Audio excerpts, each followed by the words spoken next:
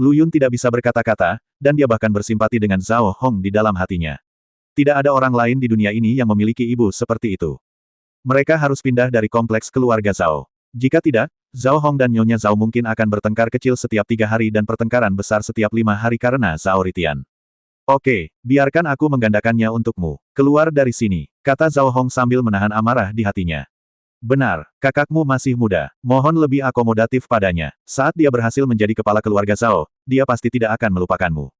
Nyonya Zhao segera mengubah ekspresinya, yang N+1 kali lebih cepat daripada membalik-balik buku. Lu Yun hanya tercengang. Benar, ibu. Jika ibu tidak tinggal di rumah, mengapa ibu datang ke kakak kedua? Lu Yun bertanya pada Nyonya Zhao, yang sedang menarik napas dan mengibaskan semua lemak di tubuhnya. Tidak apa-apa, saya hanya mengobrol dengan saudara perempuan kedua Anda sebentar. Nyonya Zhao berkata dengan samar, itu bukan urusanmu, nak. Keluar dan jalan-jalan, keluar dan bermain. Lu Yun tidak menolak. Dia mengedipkan mata pada Zhao Hong dan berkata, bicaralah perlahan sebelum berbalik dan pergi. Tapi ketika pintu ditutup, Lu Yun tidak punya niat untuk pergi. Dia berdiri di sisi lain pintu kayu, dengan seorang pria dan seorang wanita menjaga pintu, seperti penjaga pintu yang mencoba menarik kekayaan. Penampilan Zhao Ritianlah yang agak menghina anak laki-laki itu. Tuan muda keempat, apa yang kamu lakukan? Mengapa kamu tidak pergi? Goda pelayan itu. Aku tidak sabar menunggu ibuku pergi bersama. Lu Yun berkata dengan santai, tapi kesadarannya sudah melayang ke dalam kamar. Meskipun ruangan Zhao Hong sama seperti ruangan di gedung Yingxi, namun juga telah diproses untuk mengisolasi kesadaran spiritual, dan bahkan 2 tingkat lebih tinggi dari ruangan di gedung Yingchun. Namun bagi jiwa sekuat Lu Yun, meski berdampak, namun tidak besar. Sama sekali tidak ada cara untuk menghentikan roh Lu Yun menembus ke dalam dan menguping. Dengan perginya Lu Yun, suasana di dalam ruangan menjadi sangat santai, dan Zhao Hong kembali ke penampilan sebelumnya yang anggun dan santai. Kamu baru saja datang kepadaku. Bukankah ayahmu membuat rubah betina itu hamil lagi? Biarkan aku yang menanganinya secara diam-diam. Aku sudah memberitahumu hal semacam ini terakhir kali. Kamu tidak bisa melakukannya lagi. Ayahku sudah mulai melakukannya menjadi curiga. Sebelum Nyonya Zhao dapat berbicara, Zhao Hong banyak mengomel. Ini 1000 kali lebih serius dan mendesak daripada ini. Nyonya Zhao berkata dengan penuh semangat, ayahmu sepertinya mulai meragukan pengalaman hidup Tianer. Hari ini, pelayan pribadiku mengetahui bahwa ayahmu sebenarnya mengirim seseorang untuk mengikuti Tianer secara diam-diam. Lu Yun, yang tidak menyangka akan mendengar berita berguna apapun, tidak menyangka akan mendengar hal yang begitu menarik. Zhao Ritian bukanlah putra dari keluarga Zhao. Seketika, rasanya seperti padang rumput hijau berada di kepala Tuan Zhao. Tapi yang paling mengejutkan Lu Yun adalah reaksi Zhao Hong sama sekali tidak mengejutkan. Dari seluruh keluarga Zhao, hanya kepala keluarga Zhao yang tidak diketahui. Kurasa tidak. Apakah karena ibu, monsternya terlalu besar? Seharusnya karena penikaman tadi malam, dan apa yang terjadi di Menara Yingxi, yang membuat ayahku berpikir bahwa ada seseorang yang menargetkan keluarga Zhao kami. Zhao Hong berkata, Bu, jangan khawatir. Jika ada yang aneh dengan ayahku, aku akan memberitahumu selangkah lebih maju. Jangan khawatir. Belakangan, Zhao Hong menggunakan metode ini untuk menjelaskan masalah tersebut kepada Nyonya Zhao. Lu Yun merasa bosan dan memutuskan untuk pergi dulu. Tuan muda keempat, apakah Anda tidak akan menunggu Nyonya Zhao? Mengapa Nyonya Zhao belum keluar? Anda harus pergi sekarang. Pelayan yang menjaga pintu mencibir. Tuan, saya senang. Bisakah Anda mengurusnya? Lu Yun pergi setelah meninggalkan beberapa patah kata. Gumaman pelayan itu datang dari belakang, dia hanya seorang playboy terkenal kejam. Lu Yun, jika Jianima adalah Zhao Ritian yang asli, dia tidak akan bisa mengupas kulit pelayan ini. Beraninya kamu memprovokasi tuanmu seperti ini. Lu Yun naik lift dan turun, tapi lift berhenti tepat setelah mencapai lantai pertama. Ketika pintu terbuka, orang yang hendak memasuki lift dan Lu Yun yang berada di dalam lift sama-sama tercengang. Mengapa kamu di sini? Keduanya berkata serempak. Orang yang hendak memasuki lift mundur dan menarik Lu Yun keluar. Mengapa kamu datang ke sini? Dan mengapa kamu turun dari atas? Mungkinkah kamu pergi mencari Zhao Hong? Orang yang hendak memasuki lift tidak lain adalah Yan Hongcai. Dia awalnya berencana turun untuk melihat apakah Hu Chao datang untuk membuat janji. Tapi secara kebetulan, dia bertemu dengan Lu Yun yang hendak turun untuk pergi. Lu Yun juga bingung, dia tidak pernah menyangka akan bertemu wanita Yan Hongcai di wilayah Zhao Hong. Kenapa aku tidak bisa datang ke sini? Kenapa aku tidak bisa naik ke atas? Kenapa aku tidak bisa mencari Zhao Hong? Lu Yun bertanya balik 3 kali seperti seorang petani sederhana. Tahukah kamu bahwa meskipun Zhao Ritian tidak takut pada apapun, dia hanya takut pada saudara perempuan keduanya, Zhao Hong. Saat kamu pergi mencarinya, bukankah kamu menulis, akulah Zhao Ritian palsu, di wajahmu? Petik 2. Yan Hongcai berkata dengan ekspresi muram. Maksudmu dia mengirim seseorang untuk membunuh Zhao Ritian tadi malam, dan Zhao Ritian masih harus menelan amarahnya dan berpura-pura tidak terjadi apa-apa, kan? Ini tidak sejalan dengan karakter playboy. Lu Yun memberikan penjelasannya sendiri. Kamu dibunuh tadi malam. Kapan? Di mana kamu? Apakah kamu yakin Zhao Hong yang melakukannya? Yan Hongcai memang tertarik dengan perkataan Lu Yun. Dalam perjalanan kembali ke kompleks keluarga Zhao setelah meninggalkan Menara Yingxi tadi malam. 4 orang dari negeri dongeng emas palsu. Jika seseorang dari kedai Suanyi tidak membantuku, aku mungkin sudah jatuh ke tangan mereka. Lu Yun menceritakan keseluruhan kisah tadi malam. Bagaimana Suanyi Tavern bisa menyelamatkan pesolek seperti Zhao Ritian? Ini tidak masuk akal. Yan Hongcai memandang Lu Yun dengan curiga, jelas dia tidak percaya dengan apa yang dikatakan Lu Yun. Aku tahu ini sulit dipercaya, tapi itulah kenyataannya. Dan aku juga tahu bahwa namanya adalah Song Yuntian. Seperti aku, dia baru saja datang ke kota Zhongzuno. 33. Hah, kenapa kamu begitu mengenal orang yang menyelamatkanmu? Apakah kamu sudah mengirim seseorang untuk menyelidiki secara diam-diam? Yan Hongcai sedikit bingung. Lu Yun menggelengkan kepalanya dan berkata, tidak. Alasan kenapa aku tahu begitu banyak adalah karena dia adalah tuanku, dan dia datang ke kota kali ini untuk menangkapku dan membawaku kembali untuk meminta pertanggungjawabanku. Tuanmu, apa yang kamu lakukan? Mengapa Song Yuntian ini mengejarmu? Saat ini, Yan Hongcai tidak terlihat seperti putra tertua keluarga Yan yang bergengsi, tetapi seperti seorang wanita tua yang berdiri di pintu masuk jalan dan suka mendengarkan gosip. Ini privasi pribadiku, aku berhak untuk tidak memberitahumu. Lu Yun berkata dengan cemberut. Ada sedikit ketidakpuasan. Rasanya seperti seseorang telah mengungkit masa lalu yang tak tertahankan untuk diingat kembali. Apa yang kamu lakukan di sini? Secara logika, bukankah ini wilayah keluarga Zhao? Apakah kamu berencana menimbulkan masalah? Yan Hongcai menjadi marah ketika dia menyebutkan hal ini, dan mengumpat dengan marah, saya tidak tahu apa yang terjadi pada bocah cilik Wu Chao itu, jadi dia membatalkan pesanan ramuan tahunan. Bukankah saya memintanya untuk keluar dan menanyakan alasannya? Ketika Lu Yun mendengar ini, dia hampir tidak bisa menahan tawa. Bukankah ini karena dia menimbulkan masalah? Lalu mengapa Anda datang ke gedung Pingan yang dibuka oleh Zhao Hong? Mengapa gedung Yingchun Anda tidak dapat menutupi Buddha besar Wu Chao di bawah kuil? Lu Yun bertanya dengan bingung. Jika saya menjamu Wu Chao di properti keluarga Yan, apakah menurut Anda dia akan datang? Jika saya menjamu Wu Chao di restoran milik keluarga Wu, apakah menurut Anda saya berani pergi? Saya tidak punya pilihan selain berkompromi dan datang ke restoran milik keluarga Zhao. Lu Yun, itu masuk akal. Lu Yun tidak pernah menyangka bahwa Yan Hongcai akan memilih untuk menjamu Wu Chao di gedung Pingan milik keluarga Zhao daripada di gedung Yingchun yang dia buka. Ternyata untuk menghindari kecurigaan. Ngomong-ngomong, pernahkah Zhao Hong mencurigaimu? Bukankah dia meragukan identitasmu? Yan Hongcai berkata dengan prihatin. Bagaimanapun, dapat dikatakan bahwa dia menghabiskan banyak usaha untuk rencana ini. Tidak, jangan khawatir. Zhao Hong sepertinya membenci Zhao Ritian. Dia bahkan tidak mengizinkanku masuk. Lu Yun berkata tidak masuk akal. Tapi tiba-tiba Lu Yun menyadari sebuah masalah. Jika Yan Hongcai dan Wu Chao bertemu, bukankah hal-hal yang selama ini dia lakukan untuk menghalangi mereka akan terungkap? Memikirkan hal ini, dia langsung menggunakan bak atribut cetakan Song Yuntian tanpa berpikir. Aku terus berpikir dalam hati, biarkan Wu Chao datang ke sini dengan selamat, biarkan Wu Chao datang ke sini dengan selamat, biarkan Wu Chao datang ke sini dengan selamat. Adapun Wu Chao, dia sedang dalam perjalanan dengan marah. Saat ini, selain marah, ia juga memiliki rasa bersalah, yang lebih cocok untuk Lu Yun atau Zhao Ritian. Sekarang dia juga menyadari betapa sedihnya perasaannya ketika dia dibodohi oleh orang lain sebagai orang bodoh. Yan Hongcai, beraninya kamu mengundangku tanpa malu-malu. Jika aku tidak menggali silsilah keluarga Yanmu hari ini, nama keluargaku bukanlah Wu. Wu Chao meraung di dalam hatinya. Saat ini, di kedai teh di persimpangan, yang merupakan satu-satunya jalan menuju gedung Ping An, pria yang dikirim oleh keluarga Zhao untuk melindungi Lu Yun sedang diam-diam minum teh di sudut. Usaha warung teh ini bisa dibilang booming, karena gedung Ping An memiliki aturan bahwa hanya remaja putri dan remaja putra dari setiap keluarga yang boleh masuk. Sedangkan untuk pengawalnya, semua penjaga menunggu di luar gedung Ping An.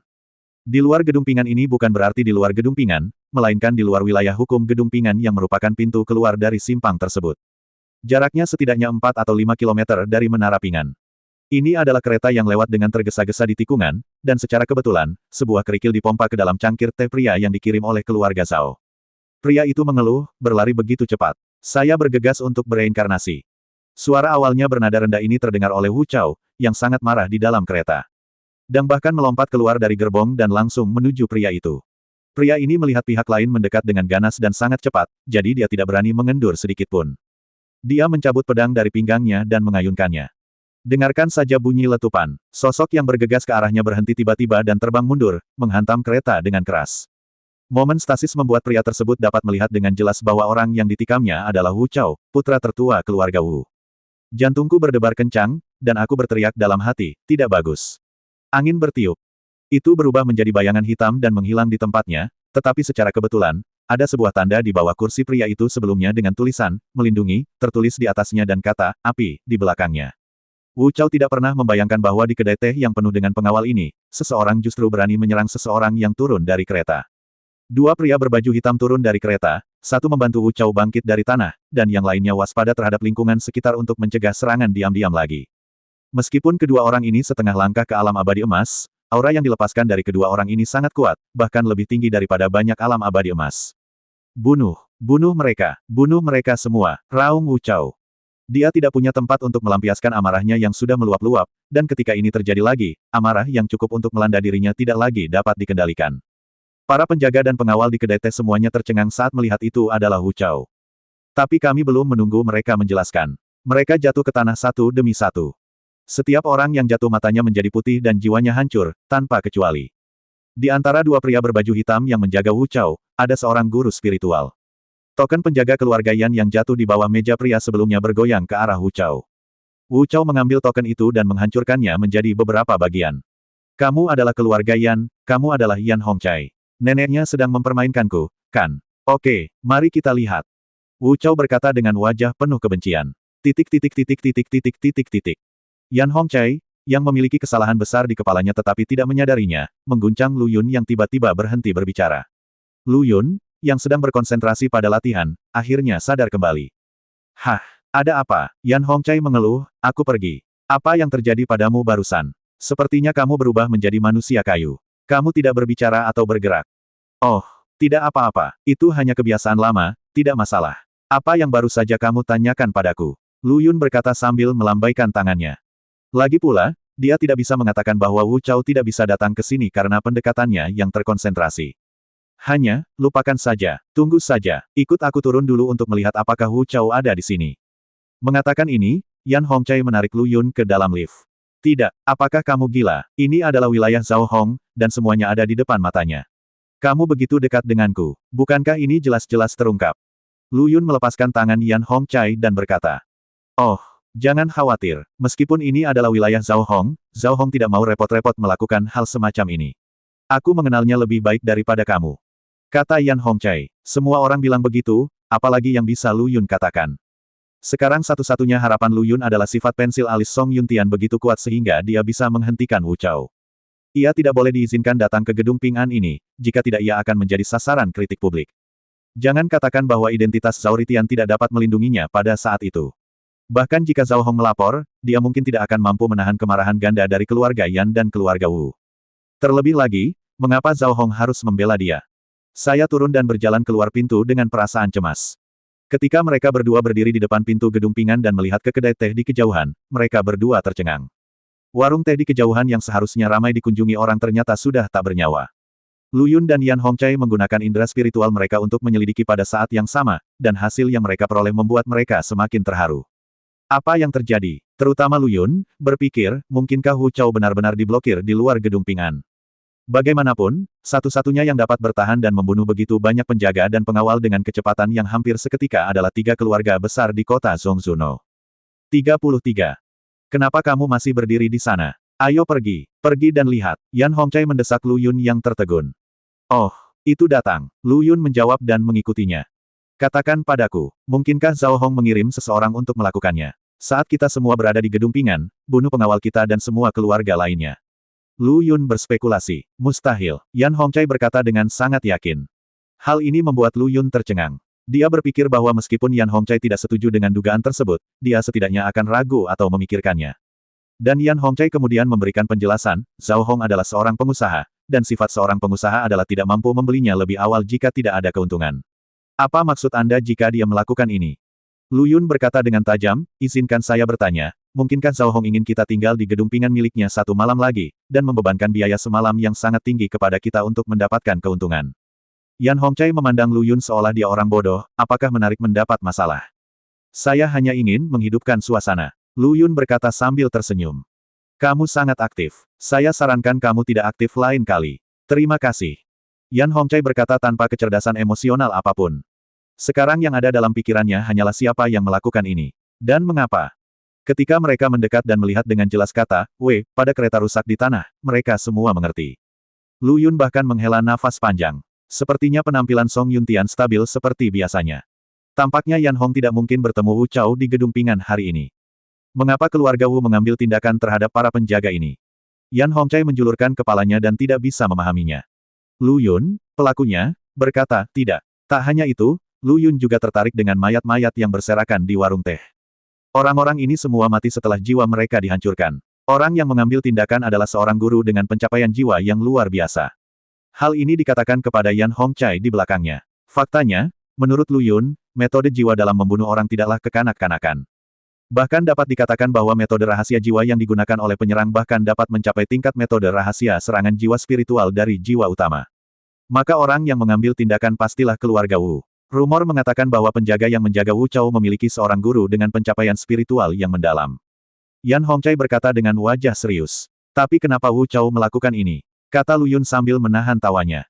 Aku tidak bisa memahaminya. Kamu jelas-jelas datang untuk menepati janjimu, jadi tidak ada alasan untuk menyesalinya di sini. Kata Yan Hongcai. Cek, aku tahu apa yang terjadi. Apa menurutmu mungkin Wu Chao menjadi curiga ketika dia melihat bahwa di antara para penjaga dan pengawal yang duduk di kedai teh ada orang-orang dari keluarga Yan dan keluarga Zhao. Kukira kamu punya berbohong padanya, jadi aku marah dan pergi. Meskipun penjelasan yang diberikan oleh Lu Yun agak blak-blakan, namun masuk akal. Hanya saja panti jompo keluarga Zhao ini tidak dibawa oleh Lu Yun, melainkan oleh Nyonya Zhao. Salah. Kali ini Yan Hongcai tidak langsung menolak dugaan Lu Yun, tapi memberikan jawaban yang sama seperti terakhir kali.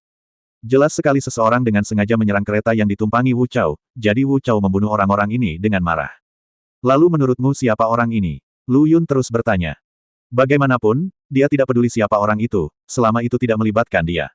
Suanyi Tavern, itu hanya mereka. Yan Hongcai menyebutkan nama itu lagi. Lu Yun merasa sedikit penasaran. Dia pergi ke kedai Suanyi malam itu sebagai Song Yuntian. Kecuali anggurnya dipesan khusus, tidak ada bedanya dengan toko hitam. Mungkinkah Suanyi Tavern memiliki beberapa rahasia yang tidak dia ketahui? Siapakah kedai Suanyi ini? Mungkinkah di kota Zhongzhou nomor 33, masih bisa menantang 3 keluarga besar Anda? Orang asing yang bodoh. Bukan karena kedai Suanyi tidak berani menantang kita, melainkan 3 keluarga besar yang tidak berani menantang kedai Suanyi. Yan Hongcai berkata, jika Suanyi Tavern menginginkannya, dia memiliki kemampuan untuk merombak distribusi kekuatan di kota Zhongzhou nomor 33 dalam semalam. Energi dari Suanyi Tavern berada di luar imajinasi Anda. Astaga, kedai Suanyi ini sangat besar, jadi aku akan menjadi pecundang. Tuanku ada di kedai Suanyi sekarang. Jika dia menggunakan kekuatan kedai Suanyi, aku akan menangkapnya tanpa ampun. Lu Yun berkata dengan heran. Itulah teorinya. Tapi jangan khawatir, kedai Suanyi biasanya tidak akan melakukan mobilisasi dalam skala besar karena dendam pribadi seseorang. Terlebih lagi, tuanmu, Song Yuntian itu, hanya tinggal sementara di kedai Suanyi. Itu bahkan lebih tidak mungkin untuk tinggal di sana.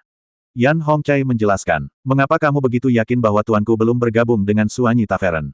Karena tuanmu tidak memenuhi syarat. Biar ku beritahukan ini padamu. Wu Chao dan aku sama-sama ingin bergabung dengan kedai Suanyi, tapi kami berdua gagal. Ini menunjukkan betapa sulitnya bergabung dengan kedai Suanyi. Kata Yan Hongcai, bukankah karena kamu terlalu pandai ditolak oleh Suanyi Tavern? Lu Yun mengucapkan kata-kata yang paling tidak menyenangkan dengan wajah serius. Wajah Yan Hongcai memerah dan dia mengancam. Jika kamu berani berbicara begitu terbuka lain kali, aku akan merobek mulutmu. Coba kulihat, siapa yang berani mencabik-cabik mulut kakakku di wilayah keluarga Zhao. Sebuah suara tiba-tiba menyela. Yan Hongcai mengerutkan kening, mencari suara itu, dan mendengus dingin, jika hal seperti ini terjadi di wilayah keluarga Zhao Anda, apakah keluarga Zhao Anda juga berhutang penjelasan kepada saya? Orang ini tidak lain adalah Zhao Hong. Penjelasannya, konyol, kamu tidak bisa merawat anjingmu, tapi kamu menyalahkan tempatnya. Udara dipenuhi bau mesiu yang menyengat, seolah-olah percikan api dapat menyulut udara. Adik kedua itu, di antara anjing-anjing mati ini, ada juga anggota keluarga Zhao kita. Kata-kata Lu Yun langsung membuat momentum Zhao Hong lebih lemah dari Yan Hong hingga setengahnya. Harus kuakui, Lu Yun sangat pandai menipu adiknya. Zhao Ritian, dari mana asalmu? Cepat kemari. Zhao Hong berteriak pada Lu Yun. Lu Yunxin berkata, saya tidak seperti itu. Akulah urusan neraka. Namun, kedua kaki ini masih sangat jujur, dan mereka berjalan melewatinya dengan langkah kecil. Apakah kamu sangat mencintai kakakmu? Pantas saja ada rumor di luar bahwa Zhao Ritian takut setengah mati pada saudara perempuan keduanya. Aku tidak percaya saat pertama kali mendengar rumor itu, tapi sekarang aku percaya. Bukankah ini hanya seekor harimau betina? Yan Hongcai berkata dengan sinis. Bau mesiu yang baru saja dipadamkan Lu Yun memenuhi udara lagi. Lu Yun sekarang berpikir, jika kedua wanita ini benar-benar bertengkar, akankah dia membantu Zhao Hong? Atau bantu Yan Hongcai? Atau sebaiknya kita tidak membantu salah satu dari mereka dan hanya menonton pertunjukannya dari pinggir lapangan? Melihat kedua belah pihak telah mengeluarkan senjatanya masing-masing, sepertinya mereka akan bertarung di detik berikutnya. Yang mengejutkan Lu Yun adalah senjata Zhao Hong ternyata berupa kuas tulis sepanjang 3 kaki. Senjata Yan Hongcai adalah api biru muda yang unik untuk keluarga Yan. Namun dibandingkan dengan tuan muda ketiga dan keempat dari keluarga Yan, api biru muda yang melayang di tangan Yan Hongcai lebih panas. Bahkan ada saat ketika Lu Yun merasakan api biru muda di tangan Yan Hongcai adalah api yang aneh. Lu Yun benar-benar ingin berdiri dan menyaksikan keduanya berkelahi, dan menyentuh bagian pribadi mereka pada saat yang bersamaan. Ini juga merupakan cara yang baik untuk mempersiapkan pertemuan militer di masa depan. Namun pada akhirnya Lu Yun berdiri di antara keduanya dan menghentikan pertarungan. Adapun alasannya, Lu Yun langsung menyalahkan Suanyi Tavern. Kalian berdua sebaiknya tidak bertengkar. Tidak ada yang yakin apakah orang-orang di kedai Suanyi sudah bertindak jauh. Jika kami benar-benar menunggu kalian bertarung dan kedua belah pihak menderita, akan buruk jika kedai Suanyi keluar untuk mendapatkan keuntungan. Yan Hongcai dan Zhao Hong sama-sama manusia, jadi mereka secara alami memahami pro dan kontra. Lagi pula, masalah Hu Chao terlalu aneh, dan di mana mayat di kedai teh ini. Apa yang dikatakan Lu Yun sepenuhnya mungkin. Bagaimanapun, keberadaan kedai Suanyi terlalu istimewa bagi 3 keluarga besar di kota Zhongshu. Yan Hongcai dan Zhao Hong mendengus dingin dan menyimpan senjata mereka. Kuil pinganku terlalu kecil untuk menampung Buddha raksasa sepertimu, putra tertua keluarga Yan, jadi kita harus mencari tempat lain. Zhao Hong berkata dengan wajah dingin. Itulah maksudku, tinggalkan tempat sial ini. Yan Hongcai meninggalkan sepatah kata pun, dan Buddha Siu pergi. Masih mencari, mungkinkah kamu jatuh cinta pada gadis ini? Zhao Hong mengolok-olok Lu Yun. Bagaimana mungkin? Ada wanita cantik di sampingku, dan wajar saja kalau aku jatuh cinta padamu. Lu Yun, yang sadar kembali, membalas. Alasan kenapa dia tertegun barusan adalah karena dia merasakan aura familiar, tertidur di sudut terdekat. Terakhir kali saya mendeteksi aura ini adalah di Suanyi Tavern tadi malam. Hal ini memaksa Lu Yun untuk mempertimbangkan sebuah pertanyaan. Mungkinkah penyerangan terhadap Wu Chao benar-benar dilakukan oleh Suanyi Tavern? Atau hanya kebetulan pihak lain muncul di sini? Tapi apapun teorinya, Lu Yun sedang diincar oleh pihak lain. Lagi pula, apa yang dikatakan Lu Yun barusan mungkin benar atau bohong. Bagaimanapun, kesalahan sepenuhnya dilimpahkan pada Suanyi Tavern. Kamu anak yang berlidah halus. Zhao Hong tersipu. Pemuda misterius di depanku mungkin satu-satunya di kota Zhongshu nomor 33 yang berani berbicara dengannya seperti ini. Nak, aku tidak keberatan kamu terus berperan sebagai saudaraku, tapi kamu harus selalu mengingat identitasmu. Jangan terlalu dekat dengan Yan Hongcai, dan jangan memikirkan aku antara pria dan wanita. Apakah kamu memahami? Kata-kata Zhao Hong sepertinya memperingatkan Lu Yun, tapi nadanya juga terdengar seperti pengingat yang baik. Sayang sekali, Lu Yun memberikan jawaban yang tidak serius. Zhao Hong memutar matanya, mengabaikan Lu Yun, dan berjalan menuju gedung Ping An. Lu Yun awalnya ingin segera pergi. Bagaimanapun, tujuan perjalanannya telah tercapai, jadi tidak perlu tinggal di gedung Ping An. Tetapi ketika saya memikirkan karakter pengecut Zhao Ritian dan fakta bahwa begitu banyak penjaga tewas di pintu masuk gedung Ping An, jika dia pergi secara besar-besaran sekarang, itu akan menghancurkan karakter Zhao Ritian sepenuhnya. Dia segera mengikuti Zhao Hong dan kembali ke gedung Ping An. Sekarang Zhao Hong mengirim seseorang untuk berpura-pura mengirimnya kembali ke kompleks keluarga Zhao, atau ketika berita di sini sampai ke telinga pemimpin keluarga Zhao, dia mengirim penjaga atau datang sendiri untuk membawanya kembali. Kalau tidak, dia hanya bisa tinggal di gedung aman ini. Bukankah kamu bodoh? Kata Zhao Hong sambil memandang Lu Yun yang mengikutinya. Aspek mana yang kamu maksud? Kata Lu Yun, berpura-pura bodoh. Mengajukan pertanyaan dengan sadar, senyuman muncul di wajah Zhao Hong dan dia berkata, kamu bisa jalan-jalan di gedung Ping An dulu. Setelah saya selesai menangani masalah yang ada, saya secara pribadi akan mengirim Anda dan ibu saya kembali ke kompleks keluarga Zhao. Oh, saya tidak menyadari bahwa saya memiliki reputasi yang begitu baik sehingga saya pantas diantar oleh nyonya kedua dari keluarga Zhao. Mungkinkah Anda naksir saya? Lu Yun menggoda. Jika kamu ingin aku berpikir begitu, setidaknya biarkan aku melihat wajah aslimu di Lusan, kan? Zhao Hong berhenti dan senyuman berbahaya muncul di sudut mulutnya, yang membuat seluruh tubuh Lu Yun gemetar. Dia menggelengkan kepalanya dan berkata, mungkin aku terlalu memikirkannya. Hehe. Zhao Hong mengalihkan pandangannya dan terus berjalan ke depan, saya sudah lama tidak kembali. Saya kembali untuk melihat-lihat dan mengemas beberapa barang lama. Sepertinya tidak ada sesuatu yang berharga di kamarmu di halaman keluarga Zhao, kan? Zhao Hong, apa maksudmu? Mungkinkah kamu pernah berada di sana? Bukan itu, aku baru saja memanjat tembok dan melihatnya. Ketika Lu Yun mengatakan ini, terlihat jelas bahwa Zhao Hong menghela nafas lega. Mungkinkah ada harta karun di halaman yang ditumbuhi tanaman itu? Lu Yun memiliki gagasan seperti itu di benaknya. Bagaimanapun, reaksi Zhao Hong akan membuatnya berpikir sembarangan. Hati-hati di kemudian hari, aku tidak suka orang lain menyentuh barang-barangku, apalagi tanpa sepengetahuanku. Zhao Hong meninggalkan sepatah kata pun dan segera pergi. Lu Yun menggaruk kepalanya dan terlihat bingung. Bukankah kita hanya mengobrol dengan gembira? Bagaimana saya bisa mengatakan bahwa wajah saya telah berubah? Hati seorang wanita sedalam jarum di laut. Sangat sulit untuk dipahami. Namun Zhao Hong akhirnya merusak stabilitas Lu Yun dan membuatnya tinggal di satu tempat tanpa melakukan apapun, yang bahkan lebih tidak nyaman daripada membunuhnya. Jadi Lu Yun dengan santai menggantungkan tanda di pintu kamar kelas atas, tanda tuan muda keempat dari keluarga Zhao, dan menggunakan api aneh untuk berubah menjadi penampilan Song Yuntian, dan meninggalkan gedung Pingan dia menyombongkan. Ketika dia keluar, nafas familiarnya telah menghilang, dan dia pasti sudah pergi juga.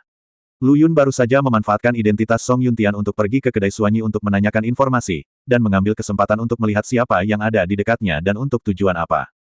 Tapi yang tidak diperhatikan Lu Yun adalah di ruang atas gedung Pingan, ada sepasang mata memperhatikan sosoknya yang pergi, dengan senyuman penuh arti di bibirnya.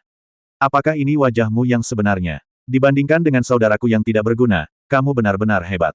Zhao Hong bergumam pada dirinya sendiri, meskipun terlihat agak abstrak, saya tidak membencinya. Apakah kamu membutuhkan aku untuk mengikutinya? Apakah kamu ingin melihat apa yang dia lakukan? Sesosok hitam muncul di belakang Zhao Hong dan bertanya. Sebaiknya jangan. Kamu akan ketahuan olehnya. Anak ini tidak sesederhana yang terlihat di permukaan. Jika kamu tidak hati-hati, kamu bisa terbalik di selokan. Zhao Hong berkata dengan mata menyipit.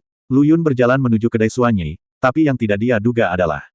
Sebagai sebuah kedai minuman, siang hari bolong jelas merupakan waktu terbaik untuk menghasilkan uang, tetapi pintu kedai Suanyi ditutup. Entah karena sang induk semang menderita penyakit serius atau dia dan Qian Cheng tidak bisa akur. Tapi yang mengejutkan Lu Yun adalah semua kerusakan yang dia timbulkan tadi malam telah diperbaiki hari ini.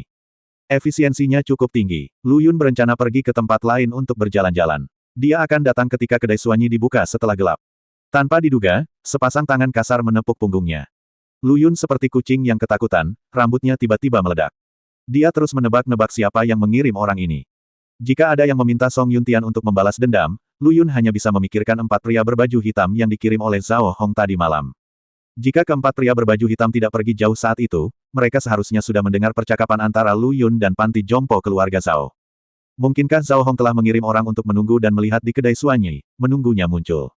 Bagaimanapun, dia baru mengungkapkan identitasnya kepada Zhao Hong 1 jam yang lalu, jadi wajar jika dia tidak memberitahu mereka tepat waktu. Namun hal ini tidak diragukan lagi mengungkap fakta bahwa dia tidak tinggal di gedung Pingan dengan jujur dan patuh. Untuk menjaga rahasia ini, Lu Yun tidak keberatan membiarkan orang di belakangnya menjadi mayat yang tidak pernah bisa berbicara. Tepat ketika Lu Yun Chen hendak melakukan serangan balik, sebuah suara serak terdengar di telinganya. Pahlawan muda, ikuti aku. Hal ini membuat Lu Yun tercengang, dan dia langsung menyadari bahwa apa yang baru saja dia pikirkan salah total. Orang di belakangnya bukan dari Zhao Hong, tapi dari Suanyi Tavern. Mengikuti pria berpakaian karung itu, dia berjalan ke gang sempit, berbelok di persimpangan jalan yang tidak berpenghuni, dan setelah berkelok-kelok, dia sampai di halaman belakang kedai Suanyi. Saat ini, ada beberapa orang bertubuh besar di halaman belakang, membuat lelucon dan memperbaiki lubang besar di dinding. Pemilik kedai Suanyi sedang berbaring di kursi di sampingnya, berjemur di bawah sinar matahari dengan santai, memegang batang rokok giok di tangannya. Mengenai kedatangan Lu Yun, orang-orang ini tidak terlalu terkejut. Sebaliknya, Lu Yun bertanya kepada pemiliknya dengan bingung, apa artinya orang ini tidak membuka kedai di siang hari bolong.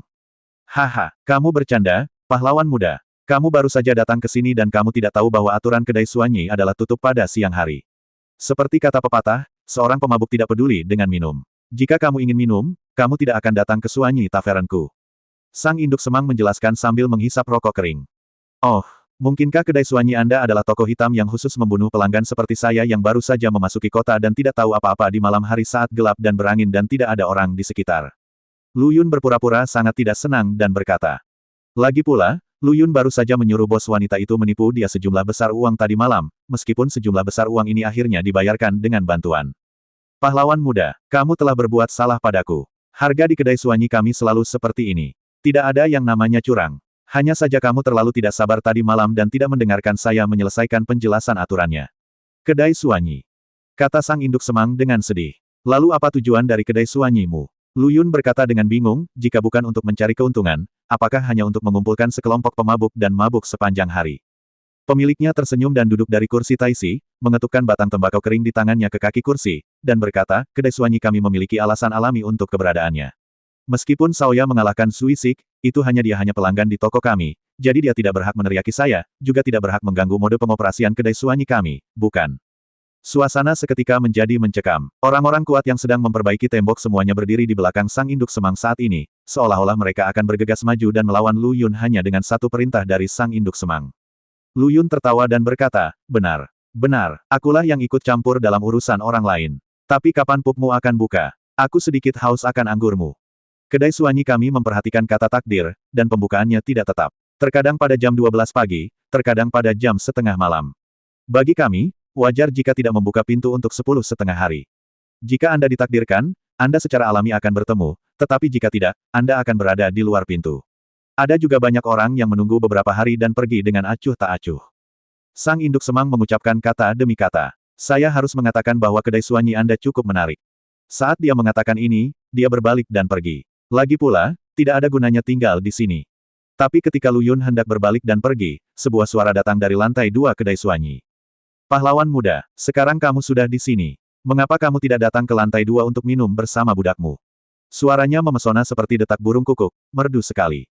Ini memberi orang perasaan angin musim semi.